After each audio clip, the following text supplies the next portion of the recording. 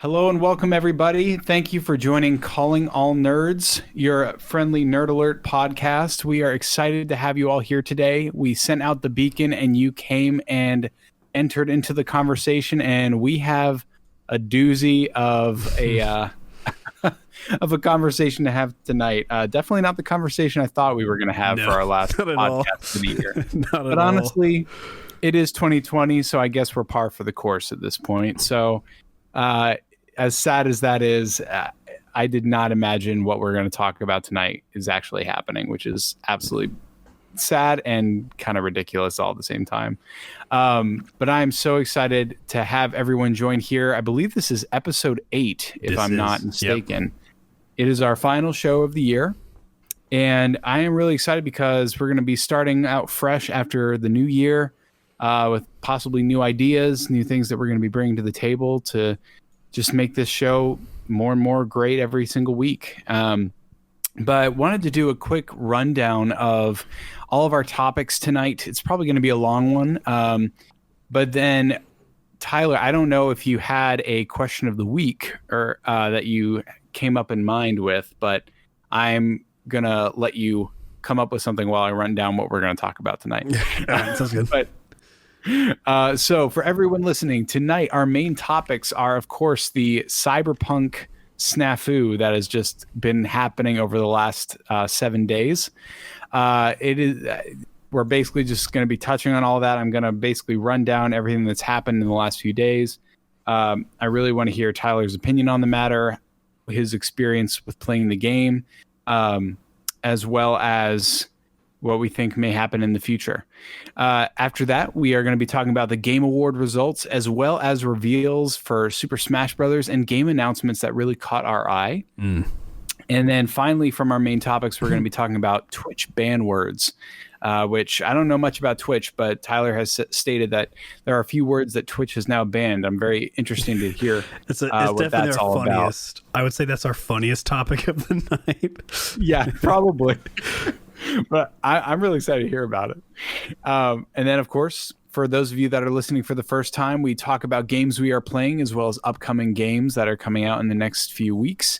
And then we are going to be talking about our entertainment of the week, where we provide something out to our nerd family of things that we really enjoy. It could be books, it could be shows, movies, games, board games, what have you. Anything that you think is nerdy, we talk about it here. But I wanted to go ahead and move it over to Tyler and see if you have, for those of you out there, you kind of get to know us from, we kind of throw questions out to each other and kind of see what we come up with in learning more about each other and what we love about the industry. So this one, so the one thing that I was curious about is we both know, and for those who might be listening don't know, Max and I are definitely big PlayStation fans. We love the PlayStation lineup, not just the games, honestly, just the consoles. We love the consoles. We obviously love the games too. Definitely more leaning on the PlayStation side. So I don't know if I've asked you this, but which of the 4, because neither of us have been able to get the 5, but what was your favorite PlayStation console? Did you like the PS1, 2, 3, or 4 the most? Like, which one did you find that, like, wow, I just had the most fun with this one? Oh, man. That's really hard. I know. I feel like there's almost 2 answers for me, if that's okay. Yeah. I feel like in terms of how far gaming has come, and just the story, just the crafting of stories that PlayStation Studios have been able to provide me, I feel like PS4 is top tier. I feel like I've just had so many incredible experiences playing on my PS4 than I ever had on any other console. Yeah. And that's all because of just the masterful work that they've done with their first parties. I mean, I could count, I feel like I could almost count out 10 great games that would make buying this console worth it. I mean, you got God of War, you got Spider-Man, you got Final Fantasy VII Remake, Persona 5, Red Dead Redemption 2, even though that's not technically a first party, but you get what I'm saying. Like there's so many phenomenal PlayStation exclusive games that really made the PS4 just honestly the best generation of gaming I think I've had ever. But I also want to say the PS2, because PS2 is honestly kind of what got me really captivated with gaming. You know, before the PS2, I always played Nintendo 64 and GameCube, and those are really fun games. But really, when it comes to story and really what I love about gaming now, the PS2 is kind of what brought me into that place with Final Fantasy and Kingdom Hearts, and gosh, so many great PS2 titles, and it just kind of developed my love for gaming all the more. So I would say it's split between PS2 and PS4. Okay. But yeah, what about you, man? I would say the PS2 is definitely mine. Nice. PS2 is like my gateway drug in a way. Like PS2, that's what really got me into gaming. I've talked in the past, the first games I played was like Mario on the NES, and then did I have a GameCube before? You know, I don't think I had a GameCube. I think I went from an NES to a PS1. But on the PS1, we didn't buy games. We just bought like those. We just had that demo CD that came with the PS1. It had like I think it was like a Marvel Capcom demo on there. It had Going Commando demo on there. It was stuff like that. And so that was like my intro to getting to some more games. But then when I got a PS2, that's when I got Sly Cooper, Jak and Daxter. I still only had a Going Commando like demo, which was really annoying because I've actually never played that one. But the PS2 opened up myself of actually getting games. Killzone, I was huge on Killzone. I was playing all of the Medal of Honor games. So PS2, that was my gateway drug into gaming for sure. So I would say that one has been my favorite. And another thing about, I guess, Sony consoles in general, they just last, man. Like, I could still boot up my PS2. It still goes strong. I have a PS1. It still goes really strong. My PS3 brick, that thing could probably crack skulls. That thing's still doing great. Good consoles. They're very sturdy. That's for sure, man. They build them, like you said, they build them to last, and I appreciate that. Oh, they do. I went through 3 Xbox 360s. No joke. 2 of them got Red Ring of Death. The third one sitting in my closet. But I had that many red rings on those Xbox 360s. I don't know if it was just me with like bad luck, but I had a hard time when it came to getting or playing on Xbox. That was dang. It was annoying, you know? Oh, yeah, dude. I know. I think a lot of that does come down to bad luck, unfortunately. But at the same time, the Red Ring of Death was pretty common back in the 360 era. Yeah. So it's honestly not too surprising. Yep. And the reason why I asked about which was the favorite PlayStation console was because it kind of ties in what has been going on with Cyberpunk. There's a lot. There is a ton. There's a lot to unpack there. Yeah, you and I, we've been talking about Cyberpunk since we started the podcast. On episode 1, it has been I wouldn't say a main topic every podcast, but it has been a strong topic, at least on most of our podcasts. And it's funny, I'm reading our notes right now, and I love the title that Max gave this section. Is just called Cyberpunk Disaster. And the one thing, I guess, like, to kind of briefly overall talk about it, if you don't know, there has been a lot of issues with Cyberpunk. We'll go through a lot of them. The one thing that kind of been catching my eye is how it is reacting on consoles, how it is being played on PS4s, even PS5s, I think, Xboxes, Series X and regular Xbox One X's and all that jazz. And it's weird. I mean, the game doesn't look playable when you're on a console, like, at all. And it's just, I don't know. It's just strange. So that's why I was asking you what your favorite one was. And it's kind of funny that you mentioned that the PS4 is your favorite, because like that's the one where I'm seeing the biggest hiccups on is on the PS4.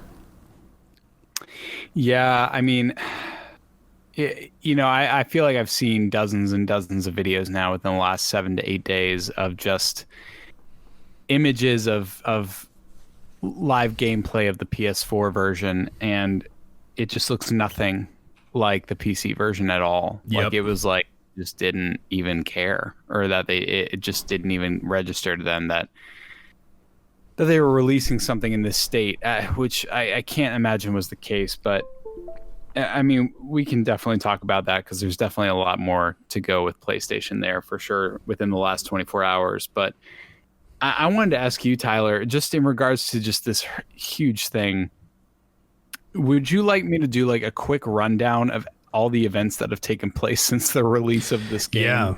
Yeah. I think that would be good. And then we can dive into it and talk about this. This is not at all how I thought we were going to be talking about Cyberpunk 2077, and I'm so sad it is. But okay. So here's the deal, guys.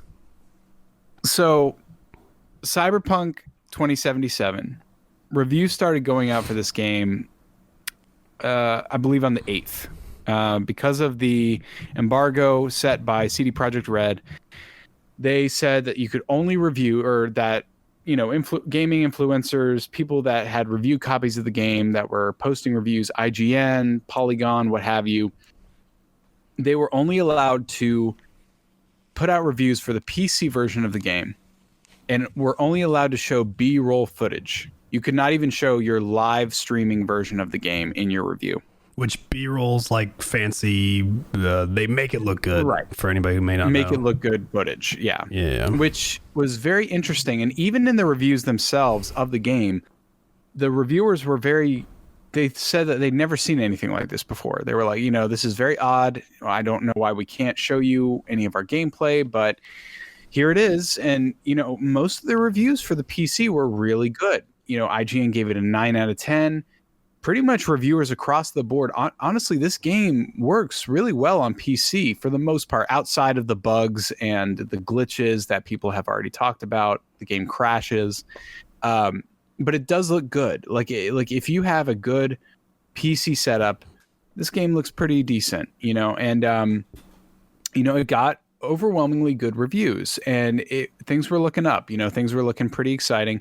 But people just thought it was weird that they didn't allow for reviewers to show, or no one even had a review copy of the console versions of the games. Everyone only got PC. You could only review console the day that the game was released.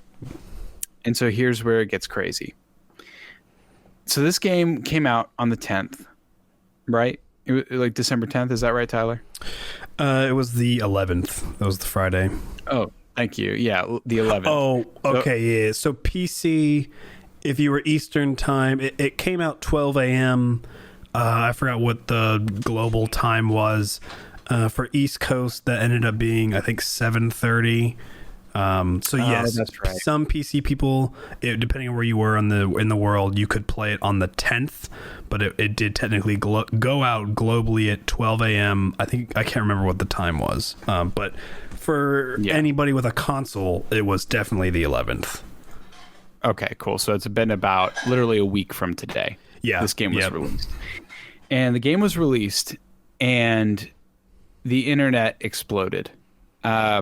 People immediately posted videos of their gameplay within the PS4 saying it was unplayable. The bugs were just crashing their game here and there. The graphics were less than 720p. There was this blurring effect across the board. It looked a little bit better on the PS5 or the Xbox One X, but on the base consoles themselves, this game was not running great. Even the graphics looked completely different from what we've seen before. And so people got really upset, and they started posting, "We've been lied to." Of course, they didn't show the base console version of this game until the release date. They didn't want people to start refunding their pre-orders. They basically lied to the public, saying, during all of this, CD Projekt Red keeps posting tweets about, oh, we made profit in a day. The most pre-ordered game of all time. We sold 8 million copies in one day, which is a huge deal. Like that's huge. Was but true. At the same time, definitely wasn't a lie. Yeah, saying things like, "Oh yeah, it's not a lie. The lie was that you sold the game that was not ready to be sold." So that's great, right there. Gosh, that makes you laugh. I didn't know they were saying that. Oh my god! Like on their Twitter, they were saying things like, "We made a profit in one day." Isn't that amazing? Gosh, that bugs me. Oh yeah. And if that hurts you, I'm on your side. I just want anybody listening to know that if that's hurting you too, you're not alone. So here's the thing. So that happened over the weekend. Everyone started clamoring about this. It was becoming a huge deal. CD Projekt Red's stock dropped 28% within that 48-hour period. Holy. Since, as of today, CD Projekt Red has dropped 33% in their stock, which means that they have lost all of their gains from this year. Dang. That's insane. That's like something that could destroy a company. Mad Max bringing down the numbers. Holy. And so here's what happened on the 14th, on Monday, Tyler's birthday. Happy birthday with this response here. This is what CD Projekt Red released. Dear gamers, and I'm reading this from this was from their Twitter account, sent from all of the upper management, which honestly, most of these upper managers, I would be kind of shocked if they're still around at CD Projekt Red after this whole thing. Which, as always, links and everything are in the description. If you're watching live or post, just to let you know, you can follow along. Yes. And so this says, Dear gamers, first of all, we would like to start by apologizing to you for not showing the game on base last-gen consoles before it premiered, and in consequence, not allowing you to make a more decision about your purchase. We should have paid more attention to making it play better on PS4 and Xbox One, the two consoles that this game was going to be placed on outside of PC. So they're basically admitting that they did not pay attention to how the game was playing on 60% of their gaming people's platforms. Yep. So that's great. Second, we will fix bugs and crashes and improve the overall experience. The first round of updates have just been released, and the next one is coming within the next 7 days. Expect more, as we will update frequently whenever new improvements are ready. After the holidays, we'll continue working. We'll release 2 large patches, starting with patch 1 in January, followed by patch 2 in February. And together, these should fix the most prominent problems gamers are facing on last-gen consoles. We will also be informing you about the contents of each patch ahead of their release. They won't make the game on last gen look like it's running on a high-spec PC or next-gen console, but it will be closer to that experience than it is now. Finally, we would always like everyone who buys our games to be satisfied with their purchase. We would appreciate it if you would give us a chance, but if you are not pleased with the game on your console and don't want to wait for updates, you are opt to refund your copy. For copies purchased digitally, please use the refund system of PSN or Xbox respectively. Box versions, please first try to get a refund at the store where you bought the game. Should this not be possible, please contact us at helpmerefund@cdprojectred.com, and we will do our best to help you. Starting from today, you can contact us up to a week before September 21st. So basically they were saying, if you want to give us a chance, which honestly, the chance was us giving $60 to you for a game that we believed was ready to be launched. I'm a little salty, so I apologize for all of our viewers. You're good. I'm just very mad about how they dealt this out. I know I haven't read this since the 14th, and I forgot about this post, and it's kind of re-triggering some feelings that I had. Yeah, it's so tone deaf, and it was just one of those things where, and here's where it gets crazier is. They said to reach out to the PSN, Xbox to get your refunds. PlayStation Store, Microsoft Store kind of came back and they said, no, you don't tell players how they can refund their game. If a player has downloaded the game and started playing it, they cannot get a refund. That's always been the PlayStation Store's policy. Yeah. And so people were reaching out to PlayStation over the last few days saying, I want a refund for this game. It's broken. It's janky. I want my money back. And PlayStation was saying, no, like that is not our policy. I don't know why they told you that, but they did not inform us that they were going to say something like that.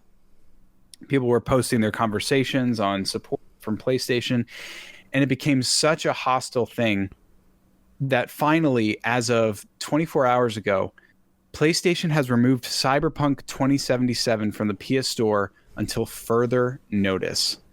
And I got this article from IGN, written by Jonathan Dornbush.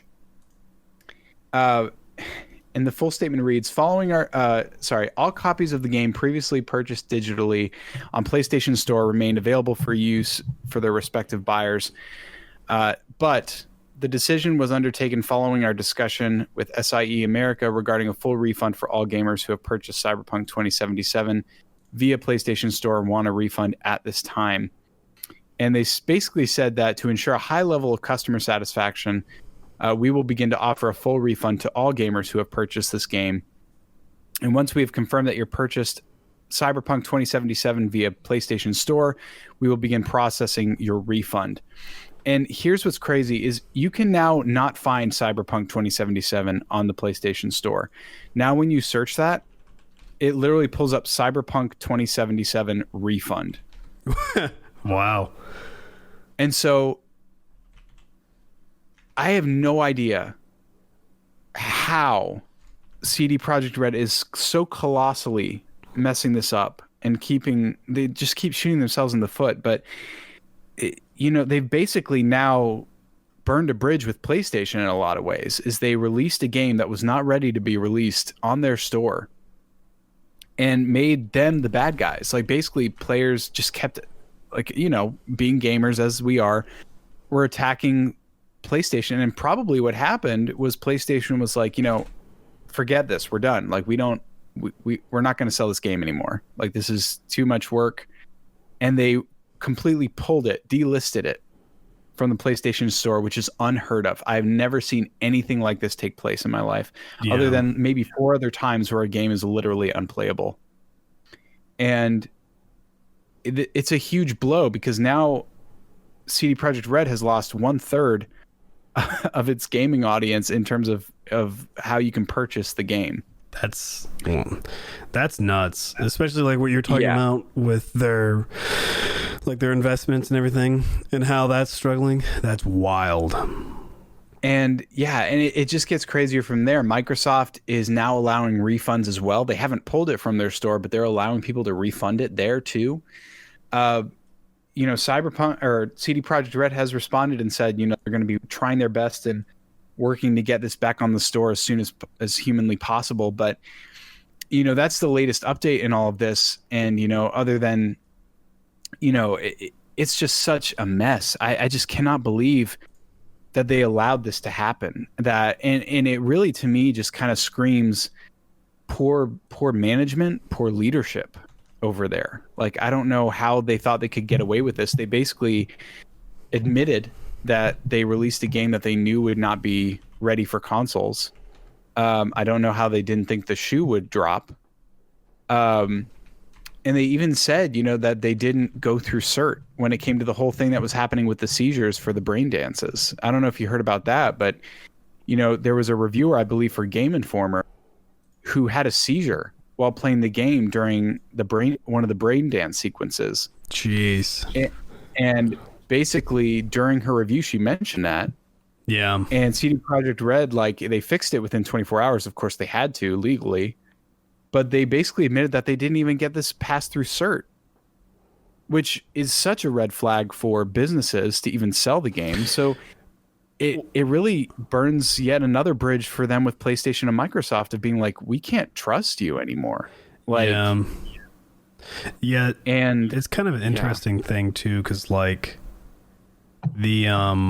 one thing about the seizure warnings and all that kind of jazz is kind of like Cyberpunk in general is a very flashy topic. I don't mean Cyberpunk the game. I mean Cyberpunk, that theme, right, is a very flashy theme. It's like going to a rave party, and it's just pinks and greens and blues, and it's flashing lights, and all that kind of jazz.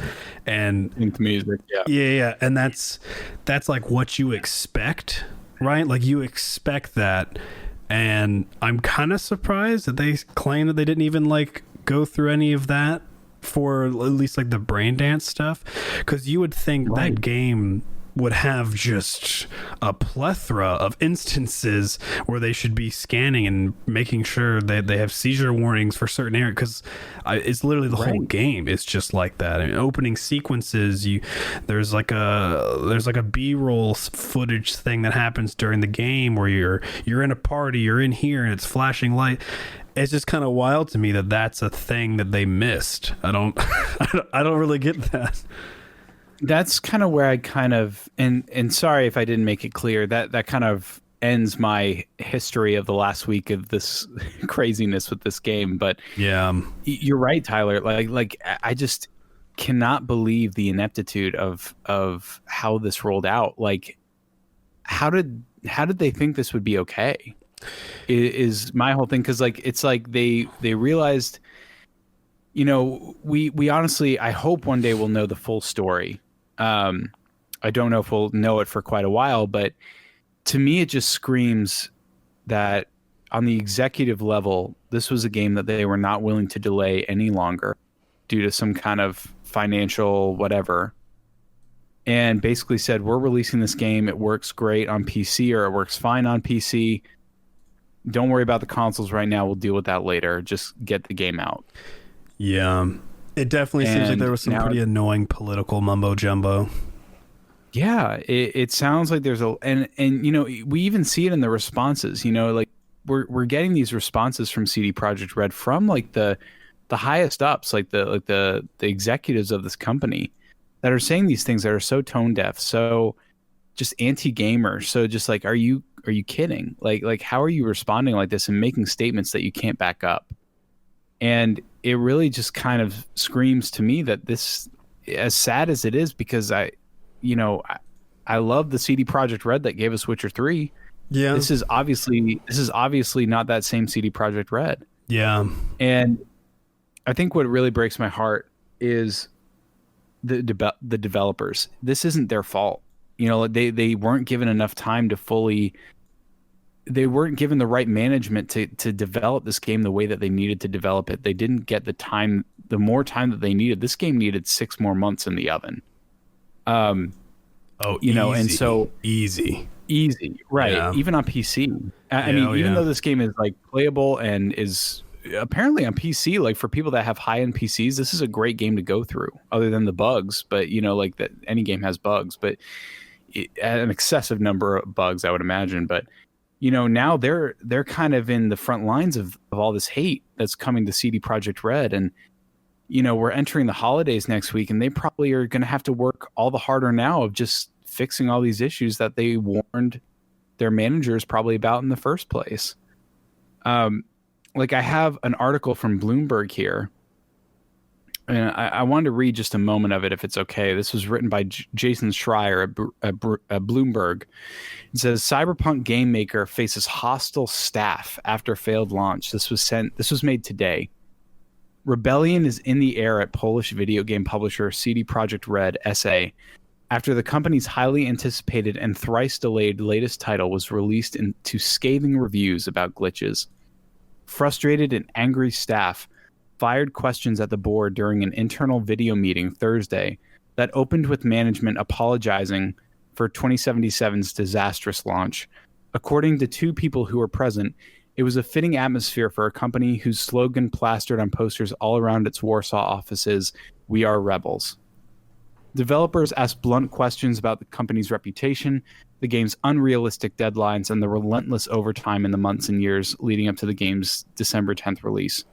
The meeting took place before Sony's Corp's shocking announcement that it was pulling 2077 from the PlayStation Store and will offer full refunds to any customer who requests one.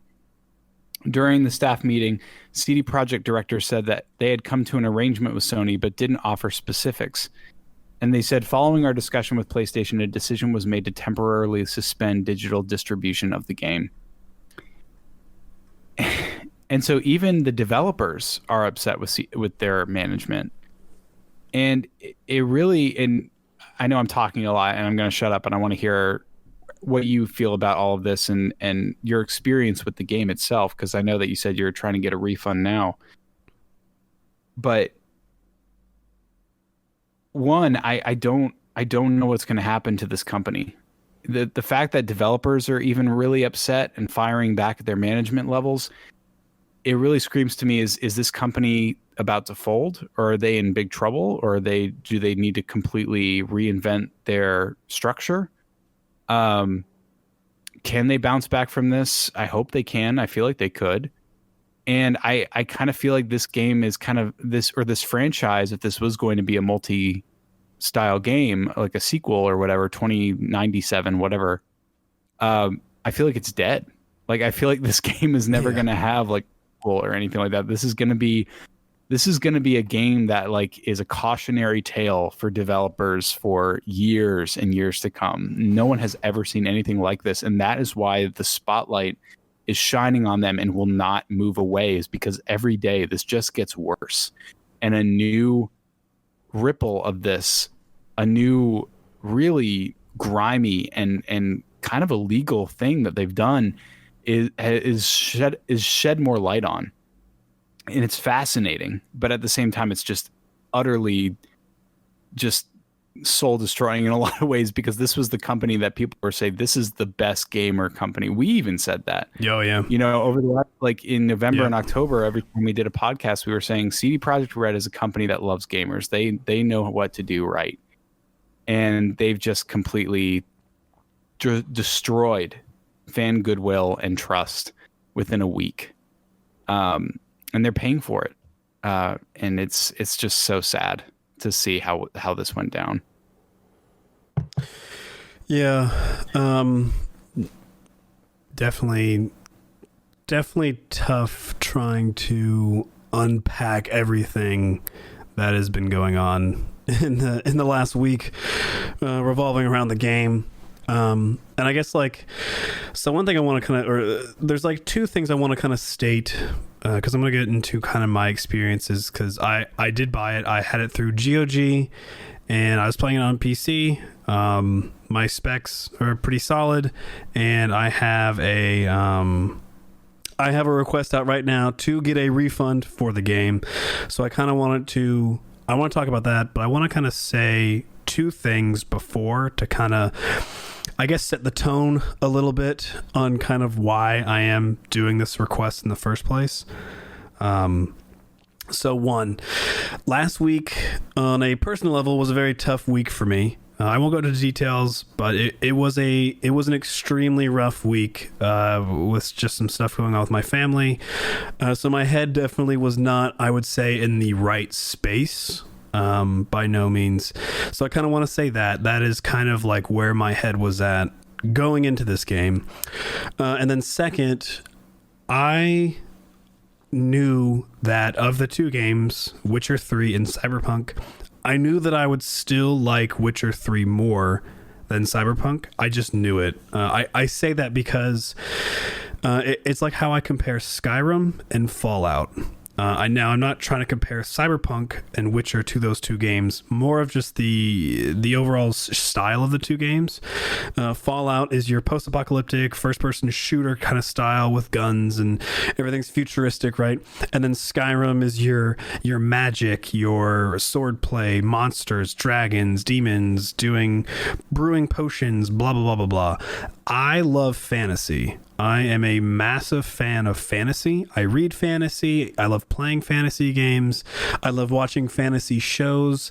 So I already knew that of the two CD Projekt Red games, Witcher and the Cyberpunk series, I already knew, Witcher's going to be my go-to still. Cyberpunk wasn't going to change and just be my new, I wasn't going to like it more than Witcher. So that's also another thing. I kind of just wanted to set that tone. This is kind of where my head is at going into it, which, the family stuff, that was rough. And that could also be a big reason as to why I wasn't too happy about it. Emotions were already kind of high. I started out having a pretty hard time playing the game. With me, and this is about to sound so privileged, and I apologize to anyone, but when I play games that are first-person shooters specifically, and they're not in 60 frames, I get very bad motion sickness. I don't know why. It's just what happens. It's very tough. I don't know if it's because of extreme motion sickness or something, but when I play video games that aren't in 60 frames, I just get sick, and it's weird. I know it sounds weird. It's just, I don't know. I guess it's just how it is. And with my specs, which I would definitely call decently high end, I was having a pretty hard time getting to those 60 frames. I eventually did, so that was cool. That was a big roadblock for me. I was already kind of pissed, but I got past that roadblock, so I started playing the game. And there was a lot of things that was kind of bothering me.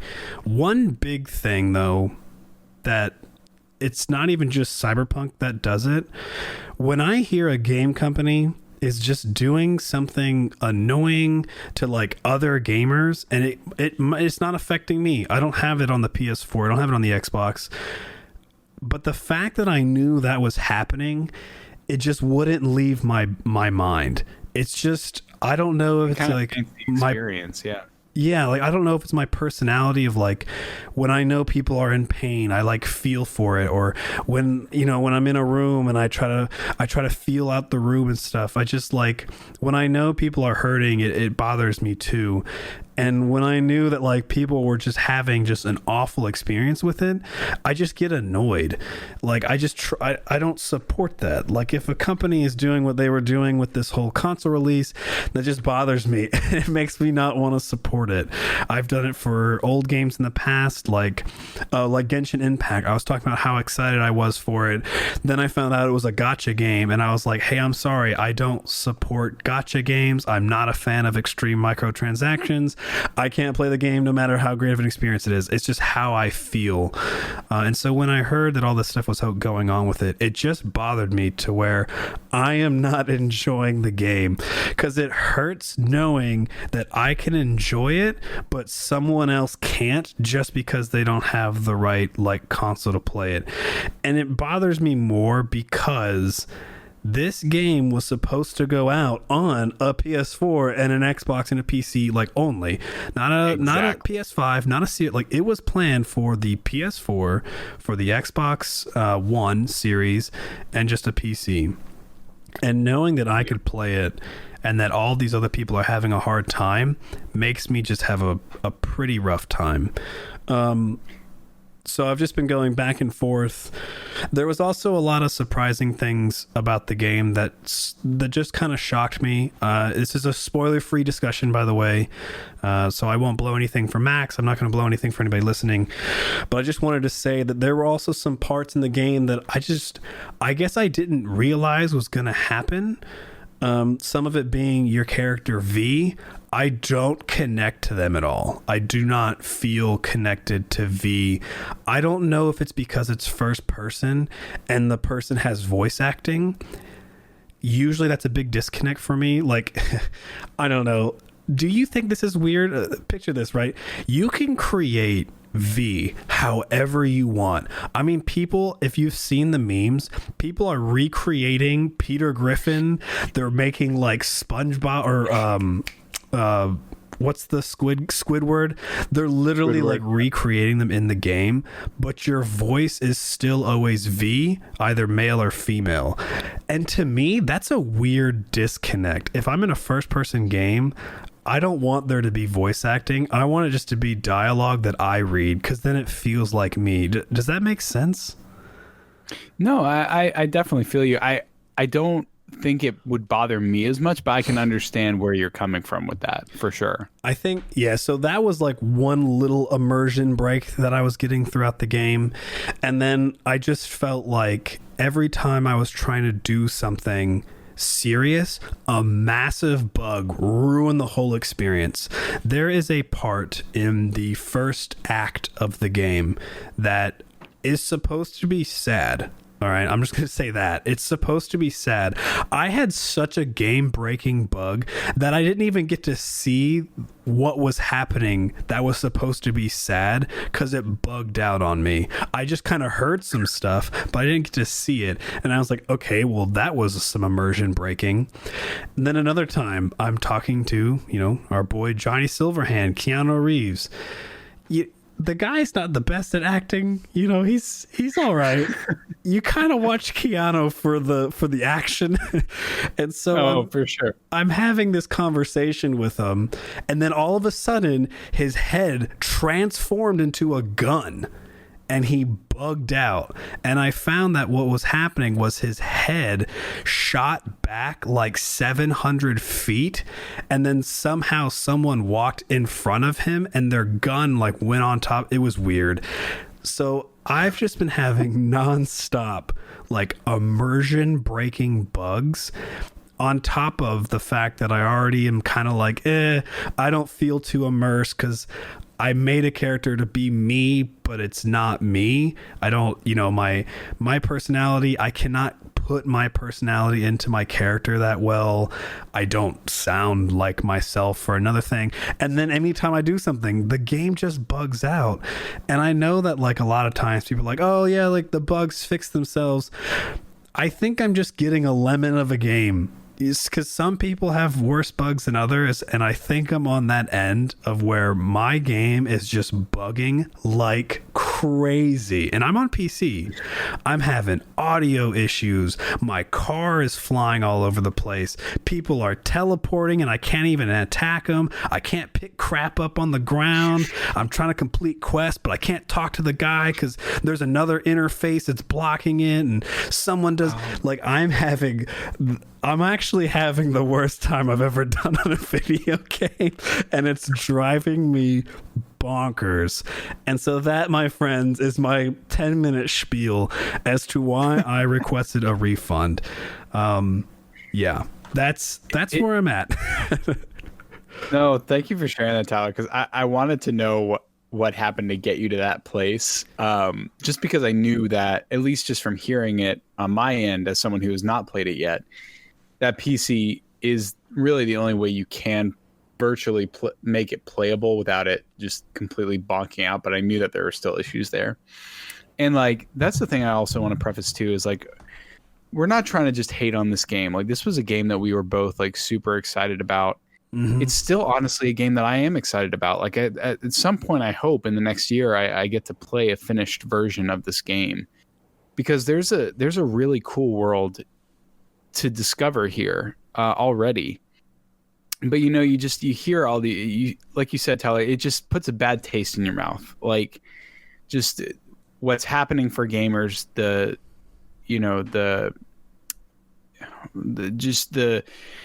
griminess of it, of just holding back this copy that you knew was not ready for the public to purchase, but you still had them purchase it anyway. And I just feel bad for the developers too, because they knew this wasn't ready. It probably wasn't their decision to release this. It never really is. They just build the thing, and they needed more time. And they made an incredible, in a lot of ways. It's just these bugs are killing it, like you said. And I hear a lot of talk about how there isn't a lot of world consistency, where like apparently the main story is very it's very important. Like it's not something that you should be taking your time with. From what I've been told, like the story is very immediate. It's like you need to get this done now. Oh, and yeah, and like at the same time you go and do a side quest, and it's like V becomes a completely different character. Yep. And so there's just inconsistency. Apparently, I could be talking out of my butt, but just from what I've heard, there's a lot of inconsistency between who V is during the main story and who V is in side quests, and how he interacts with other people. Very accurate. And that is just such a turnoff for me too, because that's something that is such a bad thing for an RPG. Like like this is like RPGs, everything should be interconnected. It is a living, breathing world. There needs to be that consistency. for your character. In The Witcher 3, there was that consistency. You were Geralt of Rivia. You were the best monster killer in the world. And like you literally everywhere you went, you were Geralt, no matter what. Like you treated people exactly as you expected Geralt to treat them. Yep. Yes, you got to make decisions, but it was always a decision that was believable for your character. You knew who you were doing. Like you were playing Geralt. Like they made that clear. Geralt. It's like, this is who you play as. Right. And, you know, it's just with this game, it's like they kind of, it kind of goes back to my point of mismanagement. And keep talking about this for much longer because I don't want to take up all of our time on it. But I just feel like the mismanagement even comes in the game levels of what they were trying to build. You know, it just seems like there wasn't any consistency in the story that they were trying to tell.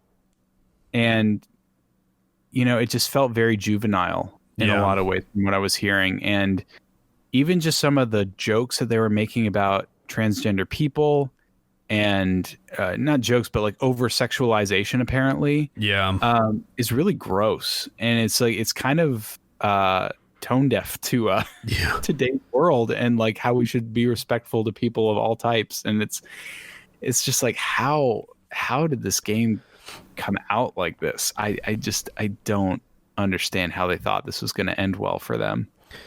Yeah, I think the consistency that you were mentioning is a great way to sum up kind of like my immersion break. I would say like if I had like a top 3 of why I'm trying to return this game, like number 1 being I really just don't support kind of how they've done this release. That's the big one. Number 2 is definitely a lack of immersion, and then number 3 would be the bugs. I mean, the consistency, it spreads through so much that's not just how V acts or like how he is, like you said, on the main story versus the sub story. There's a lot of little things that get put into that as well. Like, since it is a voice acted game, and I want to make this clear. I do not blame the voice actor themselves because I know they just go through a director and they're just said to, you know, read words and then someone approves and all that kind of stuff. There's so many times where like I'll be in a conversation with somebody and all of a sudden I choose a dialogue option and my character sounds like he's far away or his whole demeanor just changes. Like I could have a very serious conversation and then I could read, "So what are you buying?" And it's just like, whoa, where'd that come from? Like, why did your tone just change? And then he goes back to normal. And it's like, these are the little things that I'm like, why? Like, where's the consistency? Like, why was I just about to cry? And then you changed myself to like a totally just copy and pasted voice line and then went back to like another. It's just weird. And you see that a lot. That's not ready. Yeah, no. It's a game that's not ready. And that, you know, if you see our thumbnail right now on YouTube, we kind of made a meme out of it, of V looking in the mirror saying, "I'm ready when I'm ready," which was the biggest thing for CD Projekt Red. And I think that they kind of shot themselves in their own foot. They teased this game and were saying, yeah, it'll be ready when it's ready. There's no release date. This was, years before, right? No release date. It's ready when it's ready. And then, I don't know, man, this past year happened and they had all the conferences going on. They got Twitch people or content creators in general just put into the game.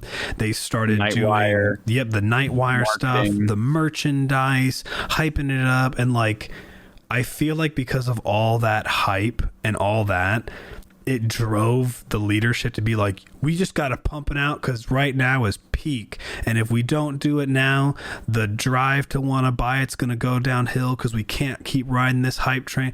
I think they just went up the hype train too early and they should have just kept on waiting. And I think that's the hardest part. That is a great point, Tyler. I think you're exactly right. I think that they were riding this hype train.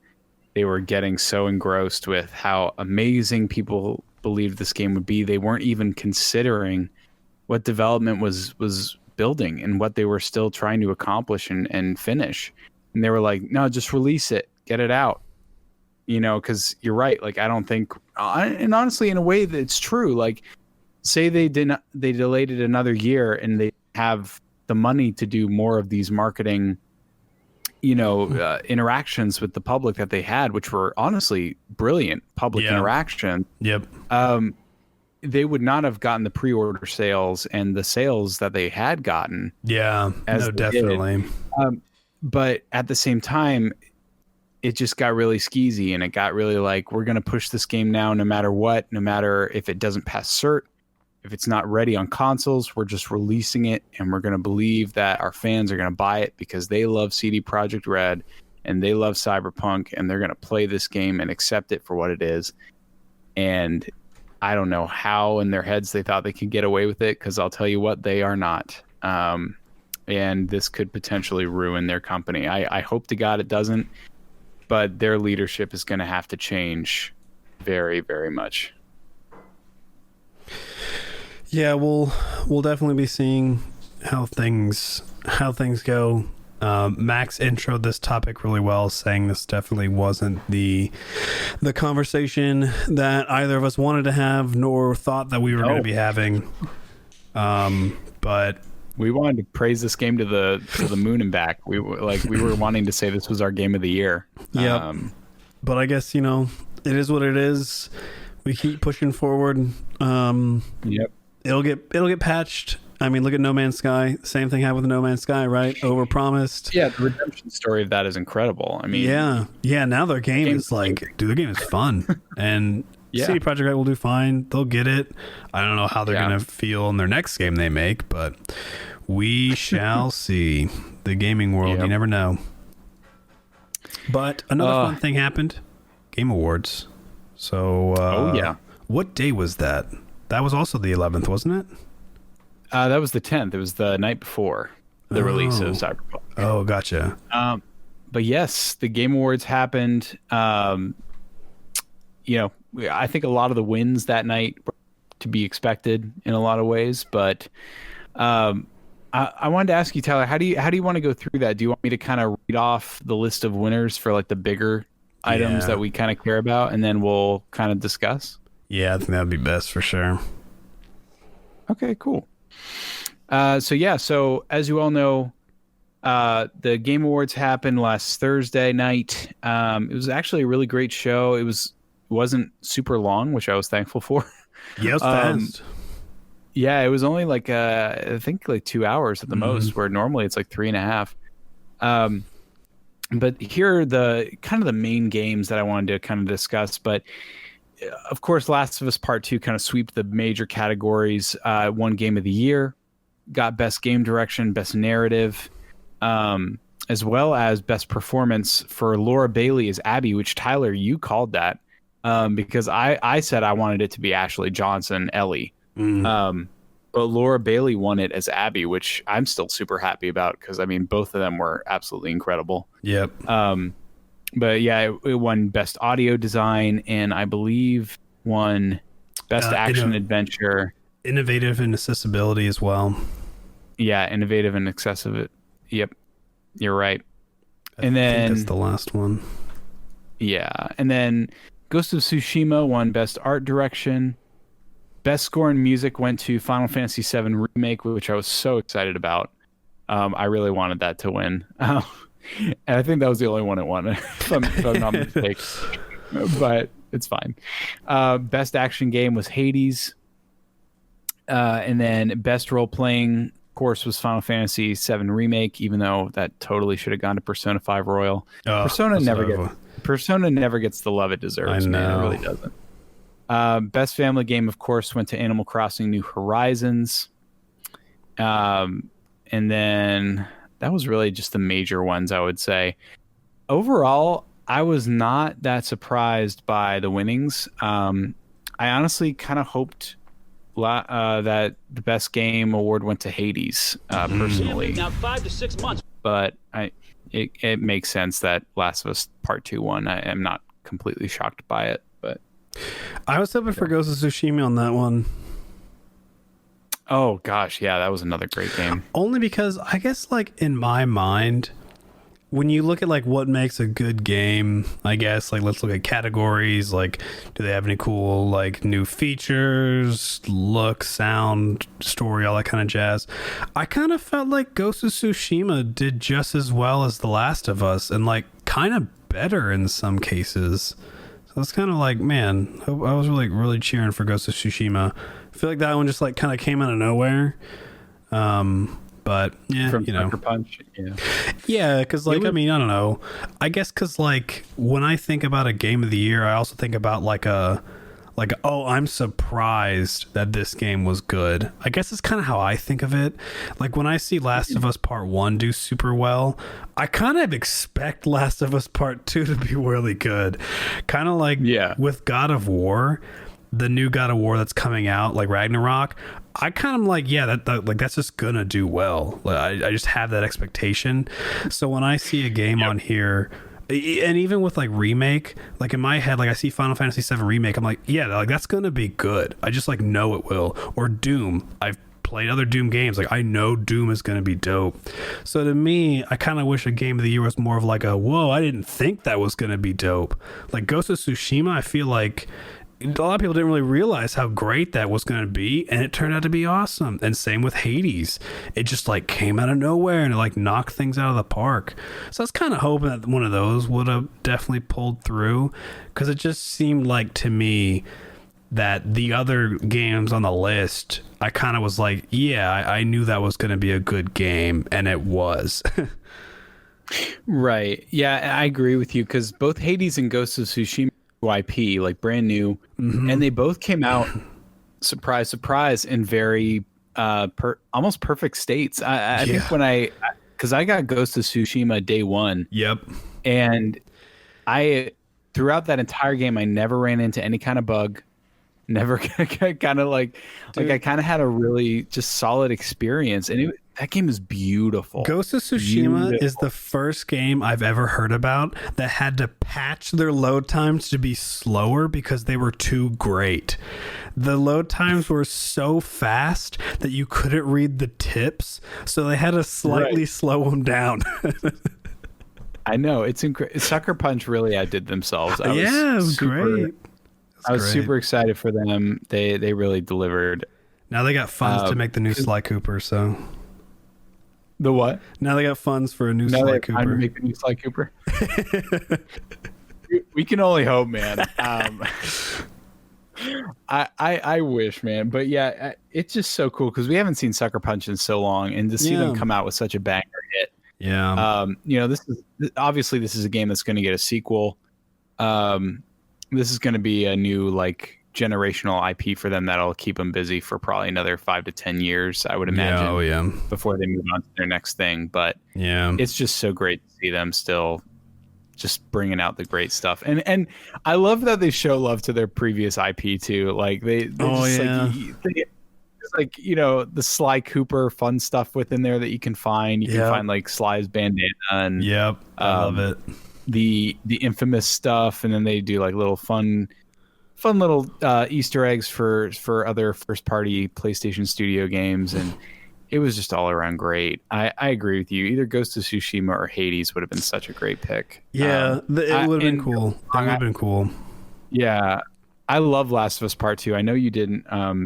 So I like it doesn't make me mad that it won, but I feel like it was a little too divisive to win that award. But one award that I was pretty excited to see is, and I guess it's kind of funny that we just mentioned it too, but for best ongoing, No Man's Sky won that one. And you know, I'm really like, that makes me happy. I'm really glad that game is just like pulling through. And hey, you know, I kind of hope that I see Cyberpunk in that. No, another. I do too. You know, just like I hope we see a redemption story for CD Projekt Red. I mean, No Man's Sky, dude, it sucked. I mean, I bought it for Peter for his birthday, and me and him were playing it, and it was so lame.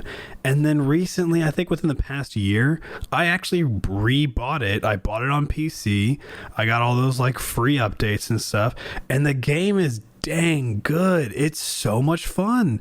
And you get really captivated. They finally added in, you know, like bases, a real multiplayer, and like flying's better. The looks of the planets are cooler. And there's actually kind of like a sandbox mode similar to Minecraft. Like, the game is doing great. And I think of all the awards that were announced, that one just kind of put a nice little smile on my face. It was just cool to see them win an award and be like, yeah, good job. Like, you are no longer no man lie in my mind.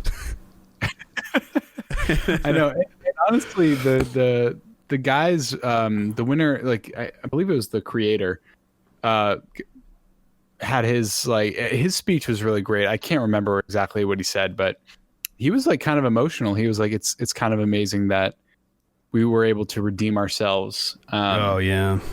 In making this game what we originally visualized it to be. And he was just really thankful that they won that award. And, you know, it's just really awesome to see that they've come back and just really just knocked it out of the park with fixing that game. And I think it kind of brings that conversation that you brought up, Tyler, so perfectly full circle of like, I hope that I agree. I hope the same thing happens for Cyberpunk and CD Projekt Red, that this just becomes a redemption story for them. And that they come back from it. But also there were some crazy cool announcements at the Game Awards. Yeah. The first one being not really a game announcement, but the new DLC character for Super Smash Brothers, which I believe after this one, there's going to be like 2 more, and that's it. I think there'll be 2 more, and then it's done, and the game will not have any more characters, I believe. How many have they done in each little section? Has it been like 5 per? Yeah, so they did. So Sephiroth is the 8. There was a first volume pack, which is 5 characters, and then the new pack will be 5. And they announced 2 before, and then now they've announced Sephiroth. Okay. And I remember I literally, like, my mouth dropped when you see Master Hand or whatever that thing is in the sky just get cut in 2, and you're like, oh, what the heck was that? Like, what? And then you just hear the music, the iconic just Sephiroth, like One Winged Angel. And I could not believe my mind. I've watched so many like reaction videos on YouTube because people just freaked out about this, but they brought Sephiroth into the fight, and he looks freaking amazing, man. Like, his sword length is like his attack length is super far, and the announcement got like a full CG trailer, which a lot of these characters never got. But leave it. There's like so many iconic moments. Gotta do it. That's such a Square Enix thing to do. Just like go all out. Oh yeah, like Cloud, like and him clashing it. Like for a second, you think like he like impales Mario. Like that was such a crazy. He goes through his gene thing. Yeah. And it's just really exciting because like it kind of now shows that Square's really wanting to play with Sakurai, you know, and it kind of makes me hopeful that maybe one of these last 2 characters could be Sora. I don't know. I would love to see Sora join Super Smash Brothers. That'd be interesting for sure. But yeah, I thought that was pretty cool. And, you know, they're adding like additional stages from Final Fantasy VII and adding a buttload more music from Final Fantasy VII. And it just makes me super excited. Yeah. Another game that's kind of getting some other characters involved into it is actually Fortnite, which I thought this was kind of cool. They announced Master Chief from Halo is actually getting involved in Fortnite, which, hey, love or hate Fortnite, I don't know, man. They're doing some cool stuff. They recently have their new season just come out, and it's actually around Mandalorian. So the Mandalorian is in Fortnite. You can get the child as like a backpack. His like rifle is the pickaxe, and you know, so the Mandalorian's in there. And then they had another trailer, which is just, I think, like a couple days or maybe a week after the new season of Fortnite happened. They launched the fact that Master Chief is coming to Fortnite, which, I don't know, man, that's huge. You know, like a Halo character, or the Halo character. So I thought that was kind of cool, too. Another kind of like announcement of a new a new thing coming to a game, which unlike Smash Bros, it's not necessarily a character. It's like you get the skin, and so you look like you're Master Chief. I guess it's not actually Master Chief, but I mean, I don't know. I guess a debate could be made on that one. Awesome. Yeah, I thought that was so dope. So you get to kind of make yourself look like Master Chief and play around Fortnite, and I didn't see it coming. And the trailer for it was pretty funny. It was like a there's like this Red like versus blue. huh? Oh, it's like red versus blue, like the old like short videos we would watch growing up. Yep, they had them. Ninja, who is that streamer that does Twitch or that does Fortnite, he was in it, which, hey, the fact that a Twitch streamer is now appearing in the video games trailer stuff, that's huge for just content creators in general. But it was just fun to see that. It kind of makes me like smile seeing how much Fortnite gets involved. So it's just kind of cool to see it. But another fun game that I'm excited about is called Back for Blood, which is a game made by the company who did the Left 4 Dead series. If you're watching Twitch and YouTube now, you can actually see some creators get some like closed alpha, which actually, hey, I think the closed alpha is available this week. Or this weekend. I think you had to sign up for it, so it might be too late if you're listening in now. But it's that Left 4 Dead style, which if you don't know what that is, you should look it up. It's like an older game that is a zombie survival type of style game. They haven't had a Left 4 Dead in years, so hearing that Back for Blood's coming, it added some cool new like card mechanics for like abilities and stuff. It looks really fun, and I was a big fan. That was a big couch gaming thing that I would play with my friends over at his house. Left 4 Dead was, so that was cool to see. But the two big ones for me, the first one I kind of knew about, and that's Dragon Age. I'm a huge Dragon Age fan, and Dragon Age finally got its like actual like teaser released, and I'm hoping it's going to be good. Dragon Age Inquisition was the recent game that they had, and it kind of flopped in people's eyes. I thought it was all right. I didn't think it was great, but some people really hated it, which that kind of sucked. So I'm hoping this Dragon Age redeems itself. We'll see. Yeah. And then, funny enough, another game is also continuing after a complete flop of a game launch, and that is Mass Effect. Mass Effect is continuing, which is what it even said. There was no teaser. It literally just showed. I forgot the lady's name and like her race, but it's a pretty iconic. Huh? Yeah, the blue lady. I know who you're talking about, but I forget what their race is, but they show a photo of her, or a video of her, and it just said the words Mass Effect continuing, which I kind of thought was happening because the guy who created the series, he was like tweeting some things, and there was a lot of speculation. People were like, WTF is going on?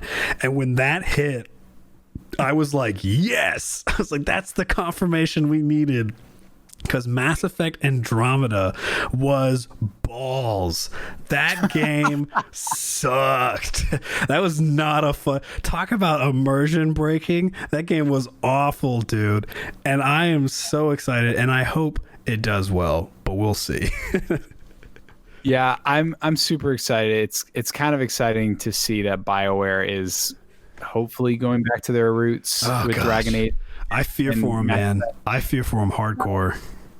Yeah, no, I want that too for him, man, because I love the Mass Effect trilogy. I loved it so much. And, there's a lot of rumors, not even rumors at this point. I think it's confirmed that they're remastering them and releasing it next year on PS5 and Xbox that'd be One X. Awesome. I'd replay that. Oh, yeah, especially with a new one coming out. I totally want to replay them and just be like, okay, like, let's see what this is all about. And it'd be kind of cool to see if they remaster the first game in a lot of ways too, to kind of match 2 and 3. Because honestly, I loved the style of Mass Effect 2 and 3 more than 1. Yeah. But either way, like those games are still hold up really well. Amazing RPGs. But yeah, I agree with you, man. That was an announcement I was really excited about. If it's okay, I had 3 other games I wanted to mention from their announcements before we move to the next topic. Definitely. So my first one was the Callisto Protocol. And and this is from Striking Distance Studios. This is the company that made Dead Space. And I normally don't play horror games all that much, other than like Resident Evil 4, which I will totally get when they remake that. I'm such a, like, I love horror, but I can't play horror. Like I get like so scared. And Dead Space was one of those games where the story grabbed me so much, and I love a sci-fi setting. And the creators, they were able to just make such an incredible story with Dead Space, and this game looks absolutely terrifying. This studio has some kind of magic way of creating like alien life that's just so like Lovecraftian in terms of like the imagery that they make. It's terrifying. You're walking down these like cold space corridors, and all of a sudden just this giant meat thing that like makes no like structural sense is coming at you with teeth out the wazoo, and it's absolutely disgusting and terrifying, and I'm all here for it. Like I don't know why I can play it, but it's probably because the story is so gripping. But I'm really excited to see them create a new IP that's set in space again, and I just hope that it has those same like inklings and love that they put into Dead Space. The next one is Disco Elysium, The Final Cut. This is a game that I honestly have been wanting to play for a really long time on PC. Haven't gotten around to buying it, and now I honestly am excited because I get to wait and play like the definitive version of it.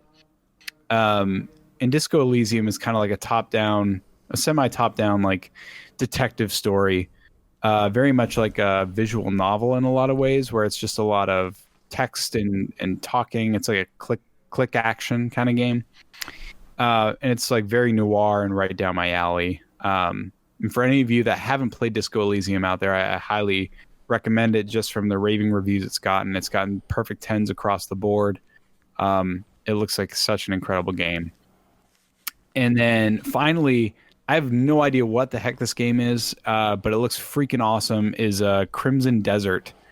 And I don't know if you saw the trailer for this one, Tyler, but this game just like somehow your character is in multiple different like time periods all at once. It seems like at one point you're fighting like giant monsters, and the next you're in this like medieval setting or like modern day setting or a desert, and it just looks freaking crazy. But I'm here for it. I'm excited to see more about what it is. But Crimson Desert kind of gets my last nod as like a game that really caught my attention. Yeah, I'm trying to remember if I saw that one. Honestly, one of the big things I can remember that night was the whole Ark thing that had like Vin Diesel, and that was just oh gosh, that was just weird. If you want to see that, Google, I think it's like an Ark TV show or something like that, and Vin Diesel's in it, and I don't know. It's strange, that's for sure. Yeah, it's about as weird as you can imagine it will be. I don't know if it's going to be a hit, but we'll see. Time will tell. Yeah, definitely. So, Tyler, heading into the final topic of the night, I'm really excited to hear about this, about Twitch banning words. So, yeah.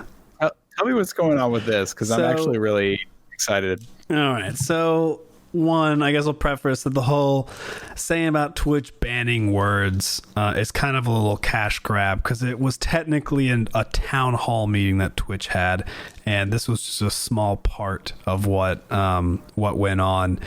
So I think it was on Wednesday, the 16th of this week, Twitch had its like first ever town hall meeting. If you're not familiar with what a town hall meeting is kind of when typically like a company gets together and like meets with all its people, and you kind of just hear, hey, this is what's going on. What's your questions that you have for us? How can we answer? Kind of like a typical small town hall getting together, asking all that kind of jazz. So Twitch did their first one because there has been a lot of issues going on. I've mentioned them in the past. Things like DMCAing has been a big issue. Kind of one that's really sparked recently has been the whole DMCA. It's been a problem for years, but of course now they decide that they want to do something about it, which is another topic for another day. But during this town hall, they did address some of the DMCA stuff, and they apologized, and they were like, oh yeah, we're sorry, we're working on it, yada yada. And I guess some side of it can say, I'm glad that they're working on it. Another part is saying, cool, this has been a problem for like years, way to be late to the party, blah blah blah blah blah. So that all was happening. They were doing some Q&As, but just a very interesting thing, I guess, like, came out of it. It has great intentions, but Twitch decided to ban the use of the words simp, virgin, and incel. Now, again, the reason why they're doing this makes 100% sense to me. The reason why they're doing it is for harassment issues. They are saying that they do not condone streamers using these words in ways that is like, oh, I am bullying you, right? That's what they're trying to say. Now, the idea of calling someone a simp or a virgin or an insult or an incel is like insulting. I don't know. The whole gaming community, there's toxicity here and there, and I guess nowadays that can definitely hurt people. I definitely want to be open to any people's perspective on what it might be. It was just kind of funny that like all these other issues are going on, and then Twitch was randomly just like, hey, we're banning the word simp now. You can't call people simps because it's mean. And it's like, wait, what about the other issues that have been going on? Oh yeah, no. But anyway, so we're banning these words now. Streamers can't say it. And it's like, so this is where the priorities are at right now. And it was just kind of like, I don't know. There's some other things that people are talking about, how it's like there's a lot of stuff going on in like the LGBT community and things where people are going to those people's streams, making fun of them, using totally worse words than the three that they're trying to call out to ban. And like the other communities talking about how these people are like super toxic and they say a bunch of racist things. And it was just kind of odd to me of like, who just sat in a room and was like, yeah, those three words, we got to ban those. It's just like, what? So it was an interesting thing. I think like there's some funniness that goes around calling someone a simp, which I guess like for those who might not know, a simp is like a term of, I don't know. It's like a person who like does anything for someone else, even though they're not in a relationship, but they want to be, so they like bow down to this person, I guess, in a way. It kind of started out as like a meme. It's a very memey kind of like word, but I guess nowadays people are using it insulting, so they're deciding to ban it. I don't know. It just seems odd. The way they were talking about it and driving it, I was like, I get it. I think this is fine, but why is this much time about talking about this? What about the other stuff that have been going on for years that like we're still trying to figure out with DMCA, streamers getting banned because they're playing these games that have like music in it that is banning them because of copyrights? And what about like your platform? What are other new features that you're adding to it to make sure things are working out? And they talked about ads, and I don't know. It was just an interesting town hall. I'll say that much. That's fascinating, man. Like, what, yeah. So what is incel, if you don't mind me asking? Like, what? Oh, so an incel is just like someone who like they say like they can't have a romantic or sexual partner, and so it's like they're like involuntarily like a celibate, I guess. It's just like a weird term that someone just uses. It's like, you know, you're probably in like some Call of Duty match and someone just calls you one because they're mad, and then like, I don't know, it doesn't really mean much, but it's just kind of like that type of terminology. I would say that Simp, Virgin, and Incel, they're like roughly a very similar meaning between those three words, which is probably why they chose those three. But again, it was just a weird thing that they kind of like brought up. It kind of caught everybody like out of left field, like, oh, okay, that's a thing now, sure. Interesting. Well, man, I think we have finished out our main topics of today. I wanted to go into games we're playing, and also just games that are out right now or upcoming games that we wanted to kind of make everyone aware of to kind of keep on their radar if they're looking for new games to play. Yeah, definitely.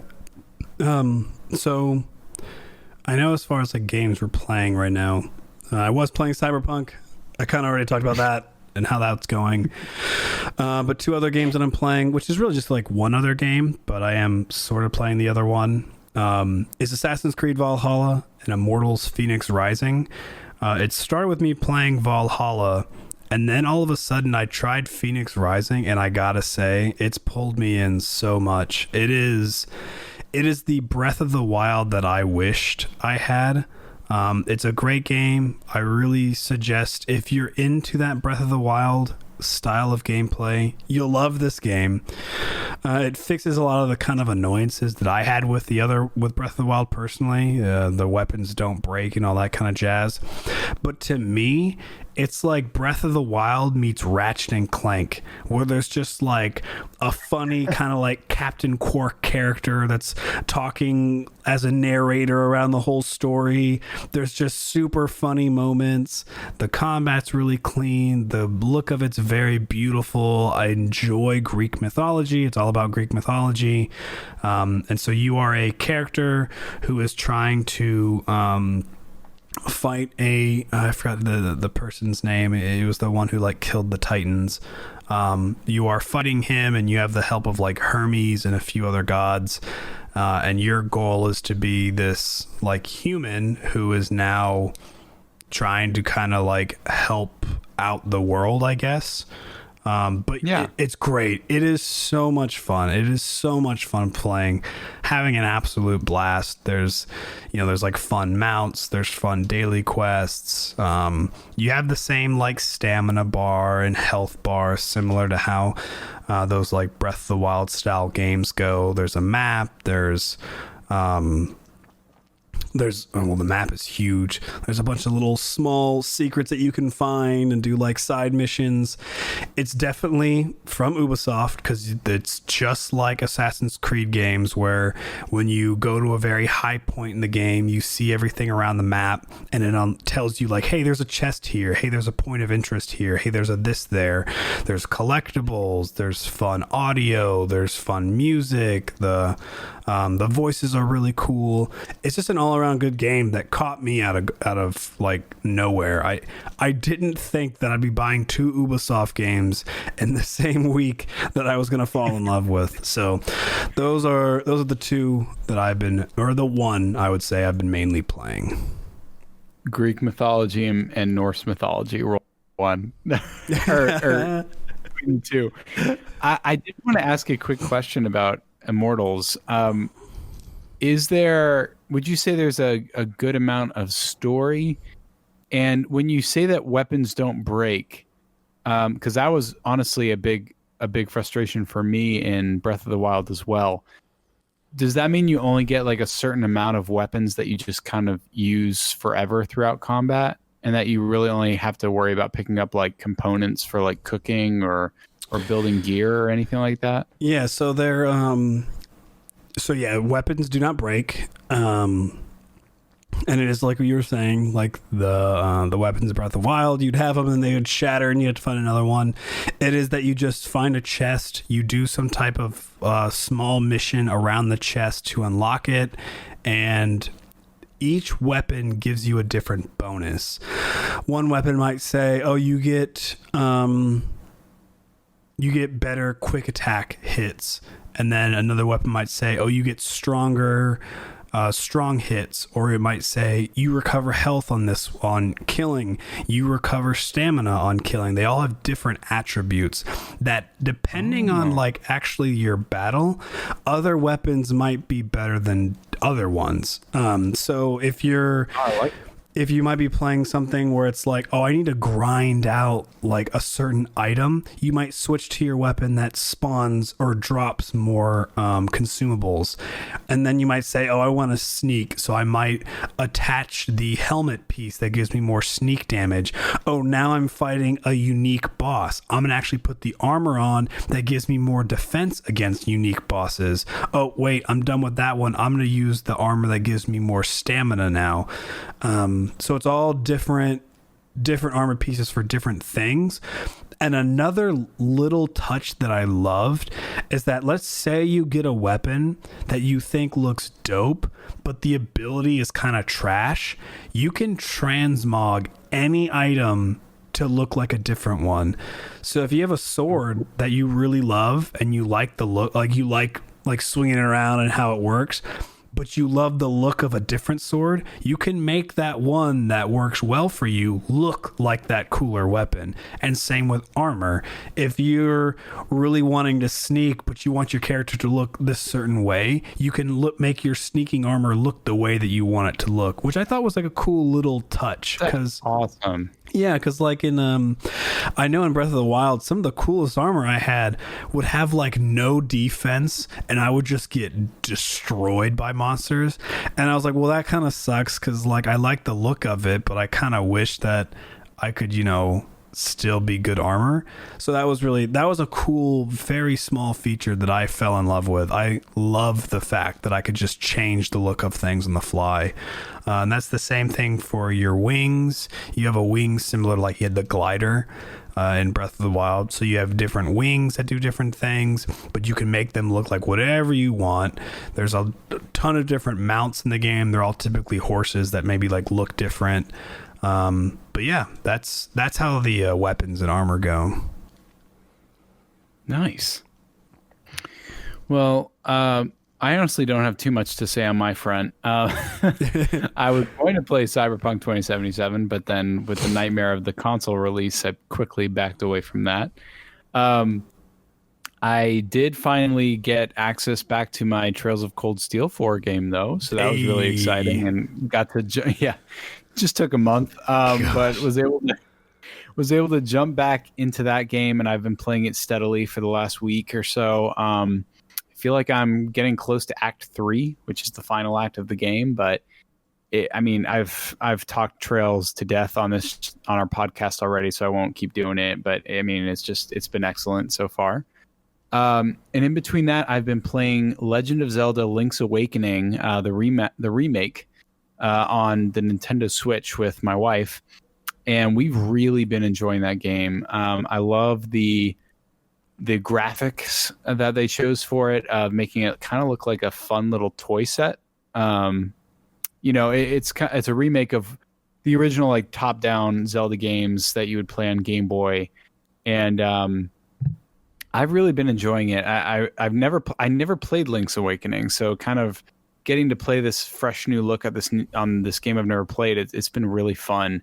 And I'm such a huge fan of Zelda games anyway. Like I would take any Zelda game other than a few outliers, but it's just been kind of fun to take a break from the RPGs and just play something that's pretty steady. Yeah. And I would say that's kind of what I've been playing right now. Nice. Yeah, I was looking at the list of upcoming games as well for like December. Not too much that I know about. So it looks like yesterday, or I guess I'll read from the start of the week, which was the 14th. Let's see. Among Us came out for the Switch. Collection of Saga, Final Fantasy Legend. I don't know that one.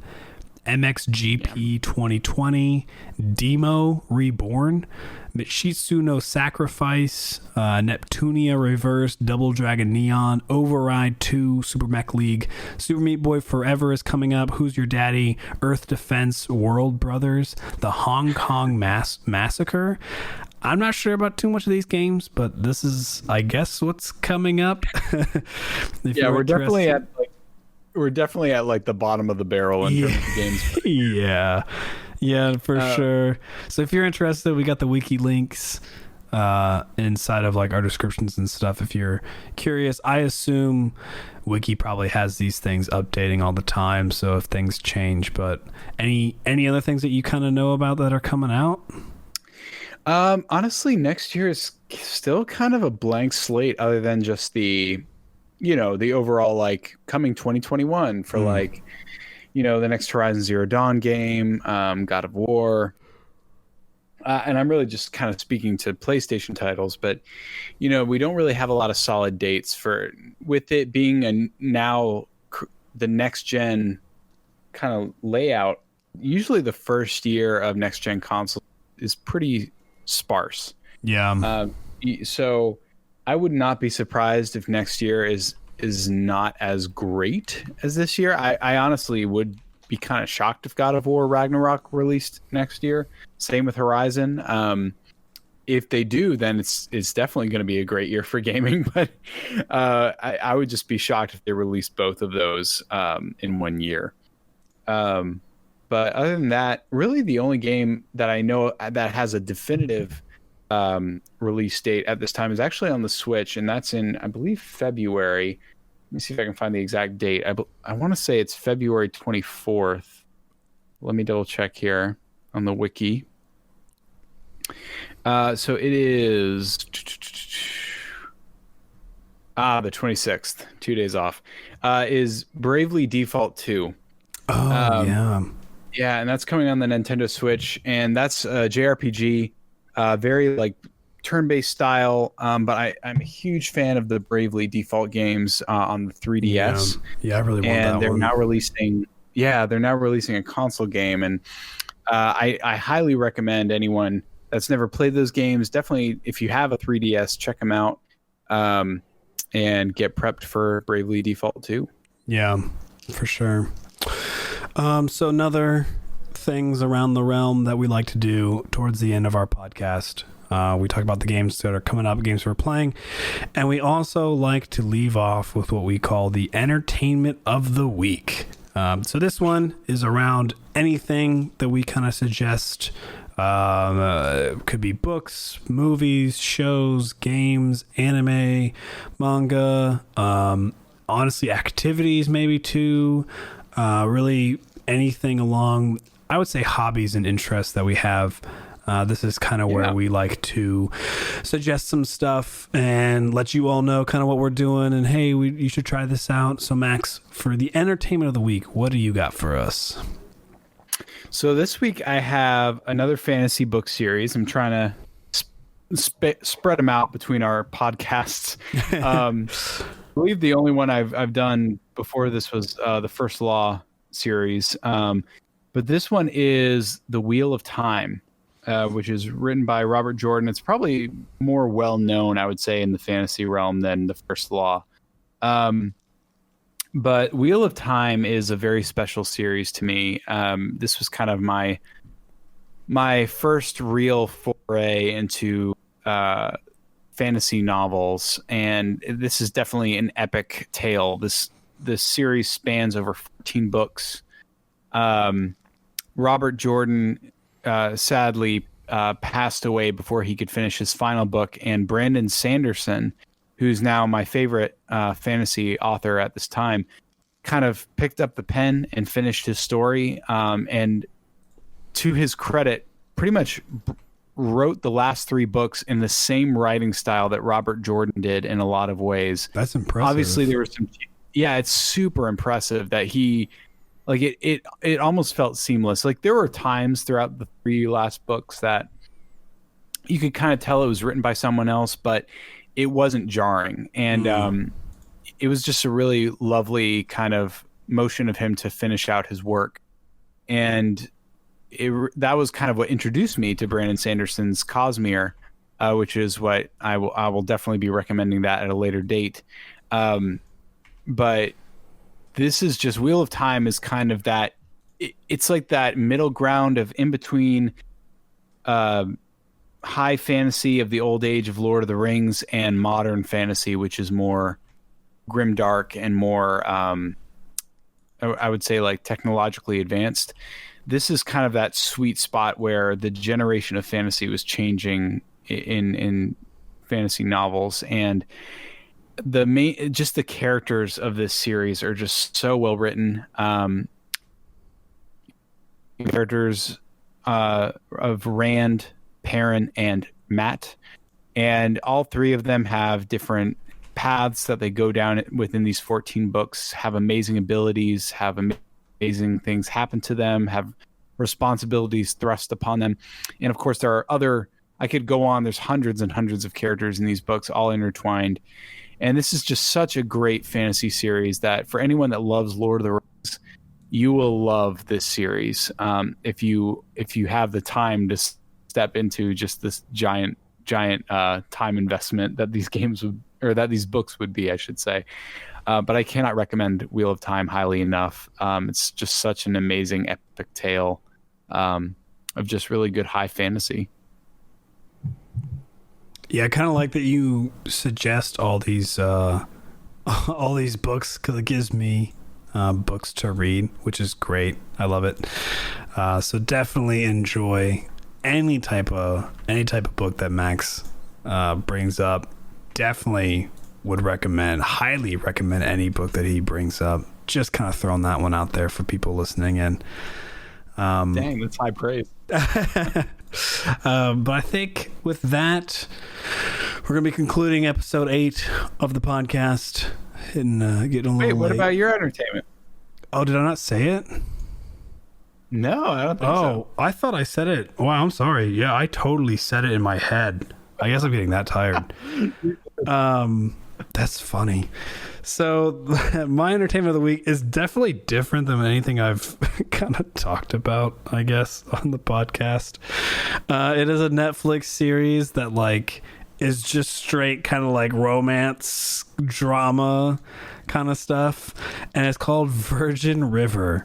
I think Max is watching it. I think Julie was telling me that you guys have watched a little bit of it. Yeah, we're on season 2 now. Yeah. It's literally Grey's Anatomy meets small town. And like, you know, it's just typical. Every episode there's like there's like always one main plot and one main subplot, and if the main plot is about to resolve, the subplot brings up some drama, and then the next episode follows the subplot of the last one, making that the new plot, and then the subplot arises again, where it then just keeps following the last subplot of the previous episode.